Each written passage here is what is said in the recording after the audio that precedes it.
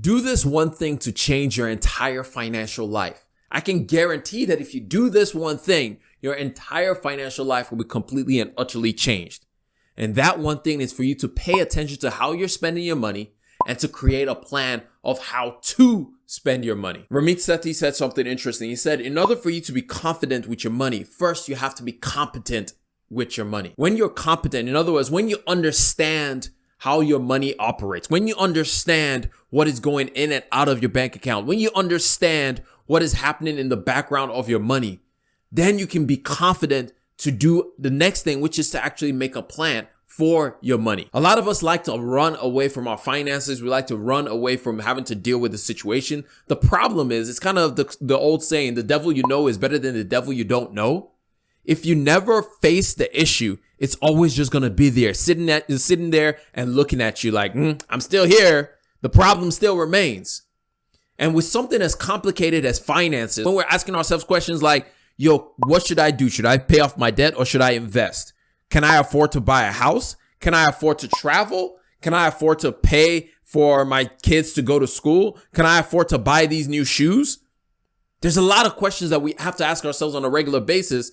Now we can choose to confidently answer those questions by being competent with our finances, or we can keep playing and hiding in the dark from it. But why would you want to do that? Why would you want to fly blind when it comes to your finances when you know that if you just give yourself a little bit of a light, give yourself a little bit of a guide, you'll be able to do so much more. So we have to take the time to actually figure out, where exactly do I spend my money? What is the holes in my pockets? Where is my money going on a regular basis? If you, I always like to say, if you don't know where you are, you're already lost. You first have to figure out, where is my starting point? And then that leads to the second part, which leads me to a quote by Dwight Eisenhower, who says, plans are useless, but planning is invaluable. Plans are useless, but planning is invaluable. In other words, you have to give yourself some kind of path to go on. You have to give yourself some kind of guideline to help you when you're getting started. It does not have to be perfect, but it has to be something. You have to have something that you are using for yourself.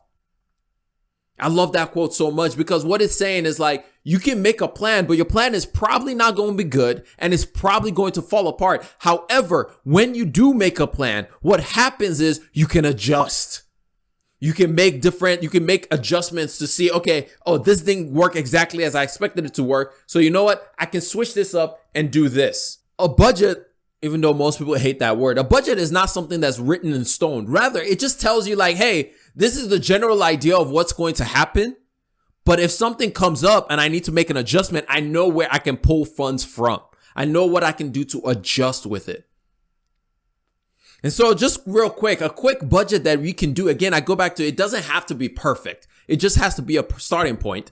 And for those who are listening right now, I'm about to show everybody a quick picture of something called the 50-30-20 rule. It's a very basic budget that most of us can do for ourselves. If you're listening from the podcast, you can go search this up on Google and you'll find 50-30-20 budget rule. And all it is just a guideline. It's just a general guideline of how you can go about handling your budget or how you can go about early stage planning with budget. So if we could break it down, the 50-30-20 rule was created by Elizabeth Warren, our favorite politician that's always everywhere. But anyway, it was created by her in her book, All Your Worth. And basically what it is 50% of your paycheck or 50% of your money should go towards your needs. And your needs are defined by things like your rent or your mortgage, your groceries, utilities, and healthcare costs. Because these are the things you need to survive. I will also put in utilities, your phone bill and internet, because in this day and age, you need internet. Otherwise, go find a library somewhere so you can use it. But you need internet in this day and age, in the world that we live in now.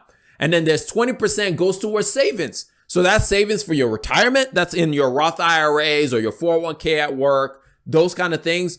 And also emergency funds or saving towards, you want to travel, you want to buy that fancy shoe, you want to buy that fancy bag. In my case, I need to buy a new laptop because I don't know if y'all can hear, that thing is going crazy in the background right now. And then also, of course, we also have the 30% that goes towards your wants. So that's like your clothing.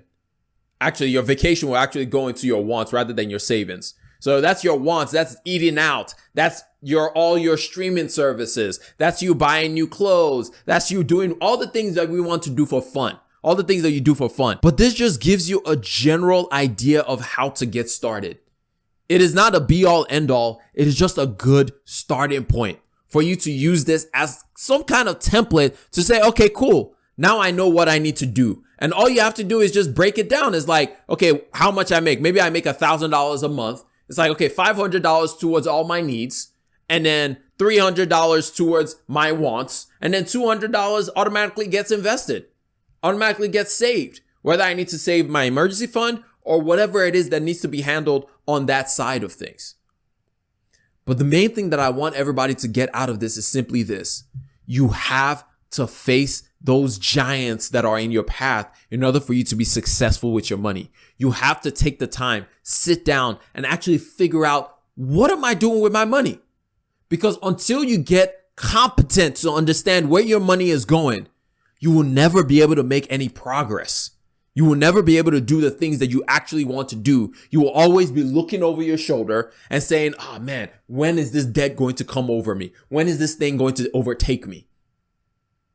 In order to have true freedom when it comes to your finances, you have to start off by looking at, where is my money going? What am I doing with the money that I'm earning right now? And then on the other tip of that is make some kind of general plan. If you don't like the 50-30-20, do something else. But have some kind of plan that you use to determine the direction that you want to move in, the way that you want to ensure that you are successful with the money that you are making. Okay? But anyway, that's all I got for y'all. I hope y'all learned one, maybe two things out of this entire thing. And if you did, hit that like button. If you loved it, hit the subscribe button. But I'm going to catch y'all up on the next one. Remember, generosity is always greater than greed. God bless each and every single one of y'all. And I'm out. Peace. Whoosh.